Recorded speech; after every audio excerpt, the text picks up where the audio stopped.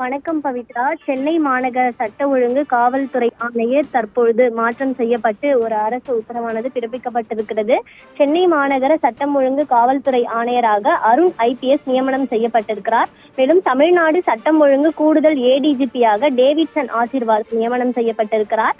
சென்னை மாநகர காவல் ஆணையராக இருந்த சந்தீப் ராய் ரத்தோர் காவலர் பயிற்சி பள்ளி இயக்குநராக இடமாற்றம் செய்யப்பட்டிருக்கிறார். சென்னையில் நடைபெற்ற ஆம்ஸ்டர்டாம் கொலை தமிழ்நாடு முழுவதும் பெரும் அதிர்ச்சியை ஏற்படுத்தியிருக்கிறது. மேலும் இந்த நிலையில் சென்னை மாநகர காவல் ஆணையர் சந்தீப் ராய் ரத்தோர் அதிரடியாக பணியிட மாற்றம் செய்யப்பட்டிருக்கிறார். இந்த நிலையில் சென்னை மாநகரத்தின் புதிய காவல் ஆணையராக ஏற்கனவே தமிழ்நாடு சட்டம் ஒழுங்கு கூடுதல் டிஜிபியாக இருந்த அருண் ஐபிஎஸ் புதிய காவல் ஆணையராக நியமிக்கப்பட்டிருக்கிறார். ஆம்ஸ்டர்டாம் கொலை வழக்கில் உண்மையான குற்றவாளிகள் இன்னும் கைது செய்யப்படவில்லை எனவும், ஆம்ஸ்டர்டாமின் படுகொலை என்பது தமிழ்நாட்டில் சட்டம் ஒழுங்கு சரியில்லை என்பதை காட்டுகிறதாக பகுஜன் சமாஜ் கட்சியின் தேசிய தலைவர் மாயாவதி நேற்றைய தினம் ஆம்ஸ்டர்டாமின் உடலுக்கு அஞ்சலி செலுத்த வந்த பொழுது குறிப்பிட்டிருந்தார். மேலும் தமிழக அரசு மீது அடுக்கடுக்கான இது போன்ற குற்றச்சாட்டுகளை அவர் வைத்திருந்தார். மேலும் பல்வேறு அரசியல் கட்சி தலைவர்களும் இதையே முன்வைத்து கண்டனத்தை தெரிவித்திருந்தது.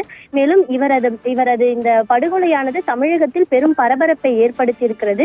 இந்த நிலையில் டிஎஸ்பி மாநில தலைவர் ஆம்ஸ்டர்டாம் கொலை தமிழகத்தில் பெரும் அதிர்வலையை ஏற்படுத்தி இருக்கக்கூடிய இந்த நிலையில் சட்டம் ஒழுங்கு கூடுதல் டிஜிபியாக இருந்த அருண் ஐபிஎஸ் சென்னை மாநகர காவல் ஆணையராக இன்று மாற்றம் செய்யப்பட்டிருக்கிறார். மேலும் ஏற்கனவே சென்னை மாநகர காவல் ஆணையராக இருந்த சந்தீப் ராய் ரத்தோர் வேறு துறைக்கு மாற்றம் செய்யப்பட்டிருக்கிறார். தமிழகத்தில் சட்டம் ஒழுங்கு நிலவரம் குறித்து இந்த நிலையில் இன்று மாலை தமிழ்நாடு தலைமை செயலாளர் சிவதாஸ் மீனா தலைமையில் இன்று ஆலோசனை கூட்டமானது நடைபெற இருக்கிறது.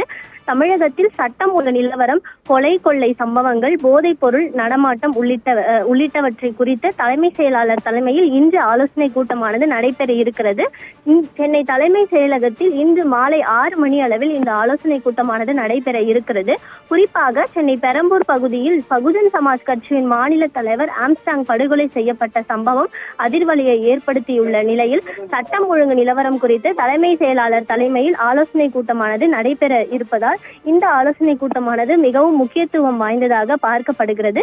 இந்த ஆலோசனை கூட்டத்தில் டிஜிபி, உள்துறை செயலாளர், சென்னை மாநகர காவல் ஆணையர் உள்ளிட்ட காவல்துறை உயர் அதிகாரிகள் பங்கேற்க உள்ளனர்.